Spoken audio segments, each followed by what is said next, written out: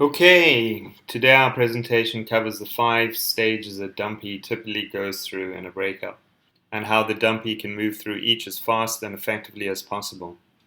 We presented the stages in the order most likely to be experienced by the Dumpee. However, a Dumpee can go through the process in any order and may even repeat some before achieving the final stage, acceptance. For the Dumpee, the key is not to feel like you need to complete each stage in turn, but instead to use them to guide your emotions and how best to gain relief. So we begin with the first stage, which is denial. Denial is usually the first stage of breakup grief for the Dumpee. The Dumpee cannot believe or accept that the breakup is happening, and so denies it. Denial is a coping mechanism, and for the moment, stops the flood of other overwhelming emotions, numbing us to the events happening around us. But how do we know when we're in denial? We know we're in denial when there is still calmness in our emotions. We sense the dread, but we are still not yet whisked away in emotional turmoil. We can also control our behavior to a degree, and might even think we can rationalize an outcome from the breakup without any pain or hurt.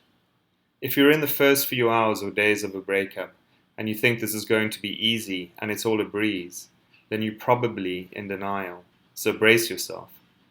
We might continue to contact our ex during this stage, almost as if nothing has happened, or we might attempt to see them, not truly believing the relationship is over. What do we do when we're in denial? What do we need to do?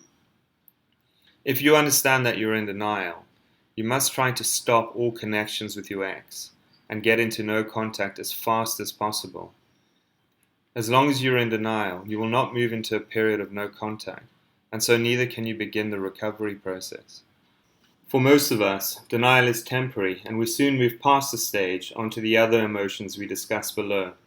And for most, the next one is bargaining. Stage 2, bargaining. As our denial dissipates and we begin to see the breakup as real, we start to look for ways to stop it from happening. Usually this involves bargaining, begging, or pleading with our ex to reconsider their decision and not end the relationship. Typically during this stage, we start to make breakup mistakes that can harm our self-esteem and the chances of a quick, uncomplicated recovery, including getting our ex back. How do we know when we are bargaining? We know we are in this stage when we are making promises to our ex that we will change, or are begging them not to leave us. We try to use logic to argue a case for staying together with our ex, and our arguments always fail. Here are some key examples. We can't stop scheming up plans or attempts to get back with our ex, and we put these plans to them, often begging or pleading with our ex to listen and see sense. We try to drag on conversations with our ex, not letting them go, in a hopeful attempt to change their mind. We send letters, emails, or connect on social media declaring our love and devotion to our ex, expecting these grand gestures to open up a path to rekindling the relationship. We do things for our ex, hoping that they will respond in kind. For instance, we might help them with money or decorate their new apartment, hoping for some reciprocation. We might also stalk our ex and generally become obsessed with what they are doing and with who. What do we need to do when we are bargaining? If you are carrying out any of these behaviors, know you have to stop immediately to preserve any remaining self-respect you have. See any of these behaviors as a warning sign that you're putting your emotional health at risk and destroying any chances of a fast recovery or even getting your ex back. Constant rejection by your ex can damage you seriously and result in your ex losing respect for you. The only way to end this behavior is to treat yourself like a drug addict and enter a strict and indefinite period of no contact.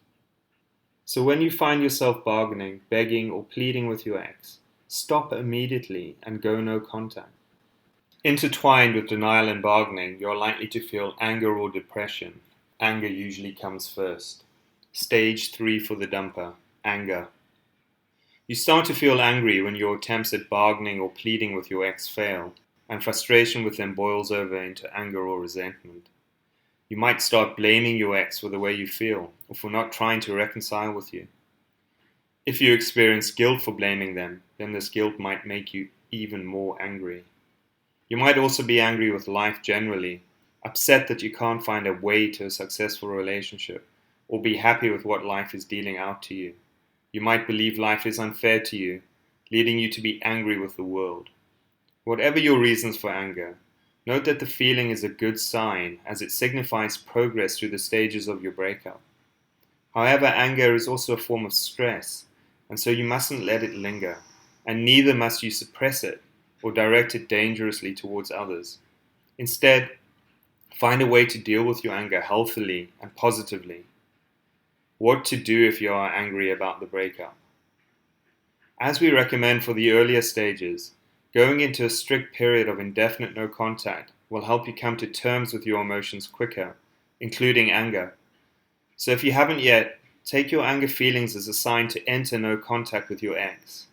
No contact will also physically separate you from your ex, reducing the chances of you doing anything stupid. These are some other things you can do to control your anger, in addition to going no contact. Get exercise, as this allows you to release pent-up stress and anger physically. Try strength training to tax your body, or something physical like boxing or wrestling. Taking out your anger on a punching bag can be very therapeutic. Try to ground yourself through practices like yoga or meditation, and take the time for self-care and self-love. These activities will help you calm and get clarity of thought, and give you time to focus on yourself and be less distracted. Learn something new. Use your anger to fuel positive and fresh experiences in your life. Find an activity to help you grow or become a better version of yourself. Volunteering for a cause is hugely therapeutic for anger and allows you to see a different perspective on life. Talk it out. However, it's best not to talk with friends or family, as often they are too invested in your happiness or don't have enough experience to offer balanced support and advice. Friends or family might advise you to contact your ex, when we know this is not good advice at all. Instead, seek outside help, like a focus group or individual therapists with experience in these matters. As you begin to control your anger and the breakup's realities start to set in, you begin to feel depressed. Stage 4. Depression. Depression is often the most prolonged phase of recovery. You feel depression most profound when you begin to lose all hope. You can't see a future without your ex, and you don't believe you can deal with life alone ever again. Your depression typically manifests itself through intense sadness, regret, and anxiety. You're sad for the loss and regret your actions, and you're anxious about the future. How to know when you are depressed from a breakup. In addition to feeling blue, you are likely to experience the following: a loss of interest in the activities you enjoyed before, like hobbies or sports. You might lose a significant amount of weight and lose your appetite. You might struggle to sleep through insomnia, or you might sleep too much every day. You feel sleepy, tired, and generally have no energy. You stop performing everyday tasks and could let your hygiene suffer. You struggle to think, concentrate, have difficulties making decisions, and might suffer some memory loss. You're severely anxious, and at the extreme, you might feel suicidal.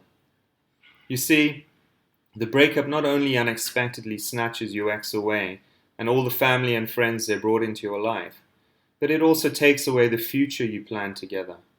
These losses can destabilize you, make you question your self-worth, and your belief that you can ever be happy again. However, know that you can and will recover and be better than you were before the breakup. Focus on the positive. Be grateful for the small things in life and learn to live in the present. What to do to get out of breakup depression? These are the steps you can take to alleviate and eventually rid yourself of depression after a breakup. Get into no contact. For all the symptoms from a breakup, going into a strict, indefinite no contact period with your ex is the only way to ensure a fast and effective recovery. Going into no contact is the first thing you need to do. Get physical exercise and meditate. Both these activities will help you worry and ruminate less, Try reconnecting with nature through a walk or cycle in the countryside. Practice serious self-love and care. Pamper yourself. Spend time with yourself. Learn to love yourself again.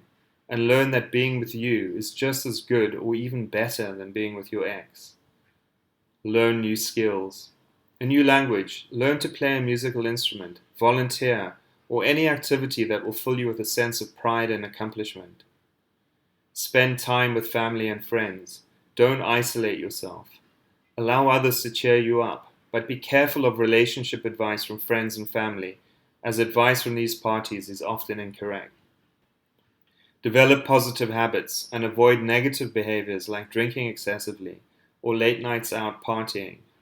Lastly, if you are struggling to recover, try speaking with a therapist trained in depression and relationships. Eventually, your depression will fade as you reach acceptance, the final stage in the breakup process. Stage 5. Acceptance. Acceptance arrives when you've stopped hoping for a reconciliation with your ex. When hope is gone and you've accepted the breakup, you are finally free of your emotional chains. How do you know when you've reached acceptance? Unfortunately, you cannot merely tell yourself you've accepted your fate. Although this helps, you do need to complete the grief process and arrive at acceptance itself. You'll know this is the case when you've stopped counting the days since the breakup and you've lost all anxiety caused by the split. You're not in desperate need of validation from your ex or are thinking about your ex 24/7. Days or even weeks go past without you thinking about them. You have no desire to connect with your ex and are happy to ignore their communications with you. You've recovered your self-esteem, are happy spending time with yourself alone, and are again committed to the passions in your life. You've started dating again, or are in a new long-term relationship. You have a new future, and this is one without your ex in it. You're excited about what life offers you again. If you are searching for breakup advice, and are now listening to this presentation, you might not have reached the acceptance stage yet. Our advice is to get into no contact or continue with no contact until you do. As we always recommend, the most efficient way to complete the grievance process and arrive at acceptance is to go into a strict indefinite no contact period with your ex.